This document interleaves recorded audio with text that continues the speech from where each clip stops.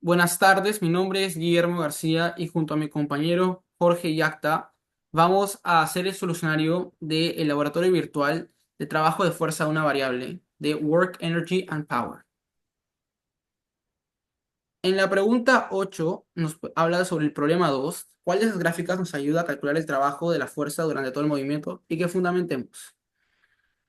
En el problema 2 es en la gráfica fuerza y posición,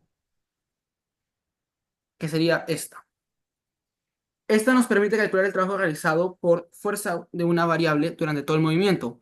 Esto se debe a que el trabajo, es decir, el área bajo la curva, en dicha gráfica, se puede calcular como la integral de la fuerza respecto a la posición.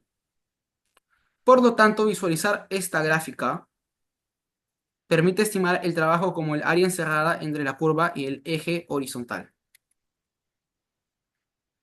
En la pregunta 9 nos dice que observemos la gráfica de la pregunta 4 y nos preguntan, ¿cómo puedes identificar los intervalos en los que se realiza el trabajo positivo o negativo? ¿Y qué forma tiene la gráfica en estos casos? Bueno, nuestra respuesta es que en la gráfica de fuerza por velocidad versus tiempo, el trabajo neto está relacionado con el signo del producto. Si F y V tienen el mismo signo, ambos son positivos o negativos. El producto es positivo indicando que se realiza trabajo a favor del movimiento y si es negativo es que se opone al movimiento. La forma de la gráfica dependerá si el comportamiento de la fuerza y de la velocidad. En los intervalos donde hay trabajo positivo, la gráfica estará por encima del eje horizontal y si es negativo estará por debajo del eje horizontal.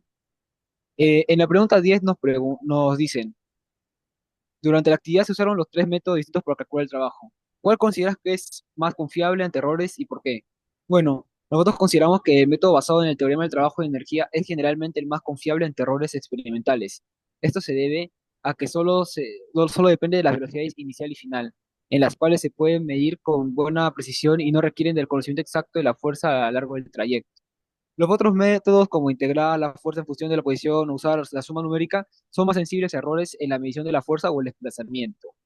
Y en la pregunta 11, en la problema 11, nos dicen, debe darse cuenta que el método uno no puede aplicarse directamente para guiar el trabajo. Argumenta el porqué de esto. Bueno, nuestra respuesta es que el método uno, que se basa en el cálculo del trabajo mediante el producto de fuerza y desplazamiento, no puede aplicarse directamente porque la fuerza no es constante en presencia de una fuerza variable. Este método genera errores si se usa directamente sin considerar el cambio de la fuerza con la posición.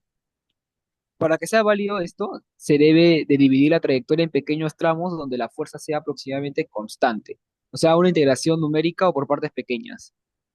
Por último, en la pregunta 12 nos pide idear una estrategia para poder usar el método mencionado. ¿Cuáles otros métodos estudiados funcionan correctamente sin hacer ningún tipo de cambio?